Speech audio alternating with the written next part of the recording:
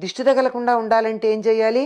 దిష్టి తగిలే పరిస్థితులు తెచ్చుకోకండి. అలా తెచ్చుకోకుండా ఉండాలి అంటే ఏదో మాకింత ఉంది అని ఆర్భాటంగా 10 మందికి తెలిసేటట్టుగా పెద్ద పెద్ద విందులు వినోదాలు ఏర్పాటు చేయడం. వచ్చినాడు బాబోయ్ వీళ్ళకి ఎంత ఆస్తుందో, ఎంత సంపద ఉందో, బాబోయ్ వీళ్ళదైతే మనం అమ్మో అమ్మో అంటారు.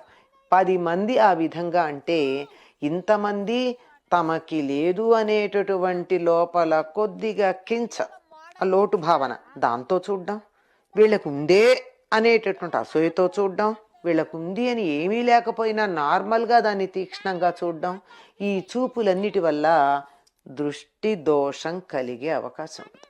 తీసుకోవాల్సిన జాగ్రత్తలు ఏమిటి అంటే దృష్టి దోషం రాకుండా ఆర్భాటంగా తమకున్నటువంటి వైభవాన్ని ప్రదర్శించుకోకూడదు.